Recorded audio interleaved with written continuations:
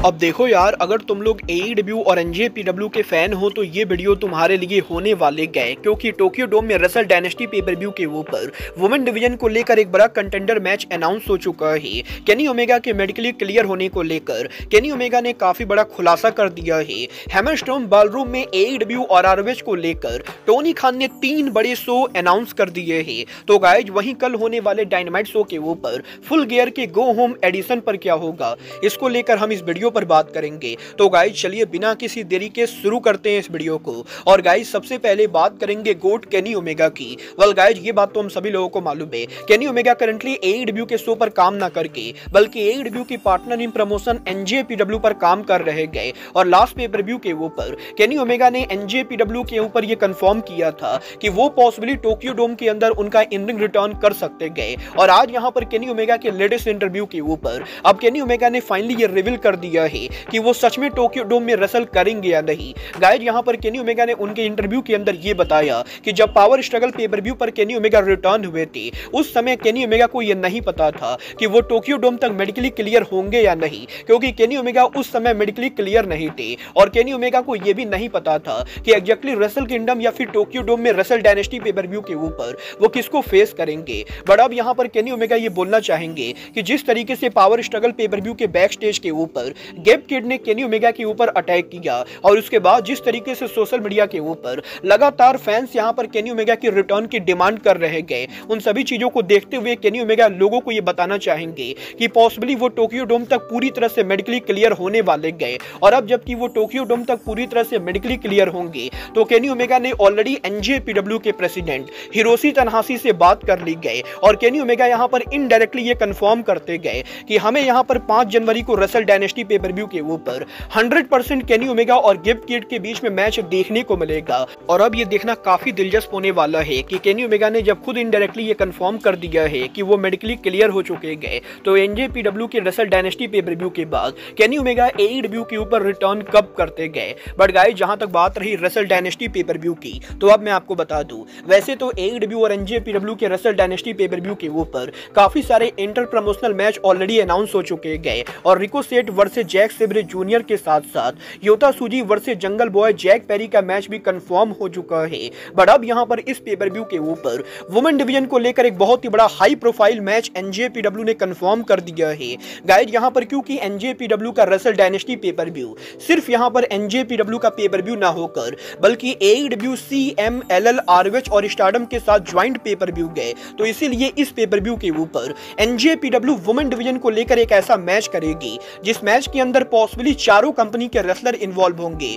और NJPW ने यह कंफर्म कर दिया है कि 5 जनवरी को रेसल डायनेस्टी पे पर व्यू के ऊपर हमें यहां पर चारों कंपनी की तरफ से पॉसिबली एक वुमेन रेसलर देखने को मिलेंगी और एक फेटल 4-वे वुमेन मैच होगा। और उस फेटल 4-वे वुमेन मैच को टोक्यो डोम में जो भी जीतेगा वो यहां पर चारों कंपनी के वुमेन चैंपियन में से किसी भी चैंपियन को चैलेंज कर सकता है। और बेसिकली यहां पर 5 जनवरी को रेसल डायनेस्टी के ऊपर वुमेन डिवीजन की तरफ से एक फेटल 4-वे होने वाला है। उस मैच को जीतने वाले को AEW, NJPW, स्टारडम या फिर CMLL में से किसी भी कंपनी के ऊपर चैंपियन को चैलेंज करने का मौका मिलेगा। वल देखना दिलचस्प होने वाला है कि इस फेटल 4-वे मैच के अंदर AEW के साथ साथ NJPW, CMLL के कौन-कौन से रेसलर कंपीट करते गए और गाइज रेसल डायनेस्टी के ऊपर और क्या कुछ बड़ी चीजें होती गए। बट गाइज चलिए फिलहाल आगे बढ़ते हैं और बात करते हैं AEW के another returning superstar Adam Cole की। वेल गाइज इस हफ्ते एडम कोल के लेटेस्ट इंटरव्यू के ऊपर एडम कोल ने AEW पर उनके ड्रीम मैच को लेकर बात की, जहां पर एडम कोल का ये कहना है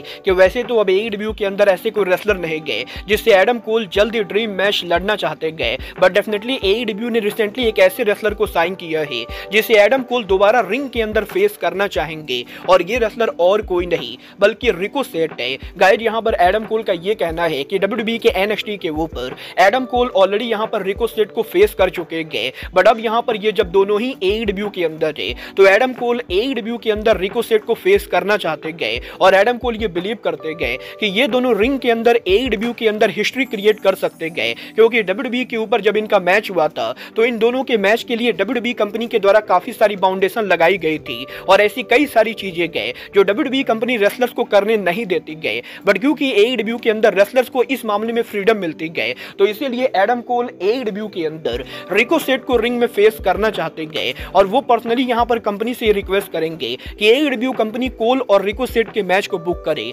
वेल, मैं डेफिनेटली एडम कोल और रिकोसेट के मैच को देखना चाहूंगा। बट गाइज चलिए फिलहाल आगे बढ़ते और बात करते हैं AEW के मैनहट्टन सेंटर में डेब्यू करने की। गाइज यहां पर ये बात तो मैं पिछले 2 हफ्तों से आपको लगातार बता रहा हूं कि AEW कंपनी न्यूयॉर्क के फेमस अरीना मैनहट्टन सेंटर के अंदर पहली बार उनका शो करने वाले गए और आज यहां पर टोनी खान की सेकेंडरी कंपनी ROH ने यह ऑफिशियली अनाउंस कर दिया है कि ROH रेसलिंग करीबन 6 सालों के बाद पहली बार यहां पर मैनहट्टन सेंटर के अंदर रिटर्न कर रहे गए, जहां पर ROH रेसलिंग यहां पर हैमरस्टीम बॉलरूम के अंदर 20 दिसंबर को उनका फाइनल बैटल पेपर व्यू करेगी। और यहीं ROH के इस पेपर व्यू को ऑफिशियली अनाउंस करने के बाद अब AEW कंपनी के द्वारा भी एक ऑफिशियल प्रेस रिलीज किया गया है, जिस प्रेस रिलीज के अंदर AEW कंपनी ने यह अनाउंस किया है कि ना कि 20 दिसंबर को ROH उनका शो करेगी, बल्कि 21 दिसंबर और 22 दिसंबर के ऊपर AEW उनके वीकली शो डायनामाइट और कोलिजन को भी हैमरस्टोन बॉलरूम के अंदर करने वाले गए। गाइस यहां पर 20 दिसंबर को ROH के फाइनल बैटल पेपर व्यू के हैमरस्टीम बॉलरूम से लाइव जाने के बाद सैटरडे को 21 दिसंबर के ऊपर हमें यहां पर पहली बार हैमरस्टीम बॉलरूम के अंदर से AEW का कोलिजन लाइव देखने को मिलेगा। बट मजेदार बात यह है कि सैटरडे को कोलिजन को लाइव जाने के बाद संडे के ऊपर AEW कंपनी इसी सेम अरीना के अंदर पहली बार उनके डायनामाइट को रन करेगी। और क्योंकि डायनामाइट की टेपिंग संडे को होने वाली है, तो बेसिकली इसका मतलब यह है कि क्रिसमस के ऊपर AEW कंपनी वेडनेसडे को जो डायनामाइट ब्रॉडकास्ट करेगी, वो डायनामाइट AEW कंपनी 3 दिन पहले संडे को ही टेप करेगी और संडे को AEW डायनामाइट के हैमरस्टीम बॉलरूम में टेप होने के बाद 3 दिन के बाद क्रिसमस के ऊपर AEW उसी शो को ब्रॉडकास्ट करने वाले गए। वेल, मैं पर्सनली ये देखने के लिए काफी एक्साइटेड हूँ कि AEW जैसी बड़ी कंपनी हैमरस्टोन बॉलरूम में जब उनके वीकली 2 सबसे बड़े शो कोलिजन और डायनामाइट को करते गए, तो इन शो के लिए सेटअप एग्जैक्टली कैसा होता है और इस अरीना के अंदर इतनी बड़ी कंपनी का शो कैसे होता है। बट गाइस चलिए फिलहाल आगे बढ़ते और बात करते हैं AEW के कल होने वाले डायनामाइट शो की। वेल गाइस बात करें अगर यहाँ पर AEW के कल होने वाले डायनामाइट शो की, तो गाइस कल यहाँ पर AEW कंपनी उनके डायनामाइट शो को सैटेंडर अरीना के अंदर करेगी, जहां पर डायनामाइट की ओवरऑल कैपेसिटी AEW कंपनी ने करीबन 3270 के बराबर रखी गए, जहां पर 3270 टिकट में से AEW कंपनी ने करीबन 2900 टिकट सोल्ड आउट कर दिए हैं। बट अब भी यहां पर डायनामाइट शो के ऊपर AEW को करीबन 370 टिकट सोल्ड आउट करना बाकी गए, जो कि मेरे हिसाब से नहीं होने वाला है और पॉसिबली कल डायनामाइट की फाइनल अटेंडेंस 3100 के बराबर होने वाले गए। बट बात करें अगर यहां पर शो के मैचेज और सेगमेंट की, तो क्योंकि कल होने वाला डायनामाइट कोई नॉर्मल डायनामाइट ना होकर बल्कि AEW के फुल गियर का गो होम एडिशन डायनामाइट होगा, तो इसीलिए कल go home edition Dynamite show के ऊपर हमें यहां पर शो के ऊपर डार्बी एलन एक्शन में देखने को मिलेंगे, जो क्लॉडियो कैस्टेग्नोली को फेस करेंगे। डेथ राइडर के another member Wheeler Yuta action में होंगे, जो ऑरेंज कैसिडी को फेस करेंगे। वुमेन डिवीजन से former TBS champion Kris Statlander action में होंगी, जो हिकारू सीडा को फेस करेंगी। और इसके साथ साथ AEW के मेल डिवीजन की तरफ से हमें यहां पर डॉन कैलिस फैमिली एक्शन में देखने को मिलेगी, जो यहां पर Ricochet, Will Ospreay, powerhouse Hobbs और मार्क डेविस को फेस करेंगे। और इसके साथ साथ यहां पर फुल गियर के go home edition Dynamite show के ऊपर CMLL के रेसलर शो के ऊपर अपीयर होने वाले गए। तो वहीं यहां पर कल AEW के डायनामाइट शो के ऊपर हमें यहां पर celebrity big boom AJ appear होते हुए दिखाई देंगे। वेल, देखना दिलचस्प होगा कि शो पर इन मैचेज और सेगमेंट के साथ साथ वर्ल्ड चैंपियन जॉन मॉक्सली का क्या रोल होता है। बट गाइस फिलहाल के लिए इस मैच कार्ड को देखने के बाद मैं इतना ही बोल सकता हूं कि मैं पर्सनली यहां पर इस मैच कार्ड से काफी ज्यादा डिसअपॉइंटेड हूं और मुझे यहां पर ये शो कहीं से भी पेपर व्यू का गो होम एडिशन शो तो नहीं लगता है, क्योंकि फुल गियर पेपर व्यू के गो होम एडिशन शो के ऊपर CMLL के रेसलर्स को फालतू में बुक करना AEW के रेसलर्स के लिए बहुत ही बड़ी नाइंसाफी है और मैं ऐसी चीजों को बिल्कुल भी सपोर्ट नहीं करता हूं। बट आपको यहां पर फुल गियर की गो होम एडिशन डायनामाइट का मैच कार्ड कैसा लगा, आप लोग मुझे कमेंट करके बताइए। बट गाइज अब आज के इस वीडियो में बस इतना ही,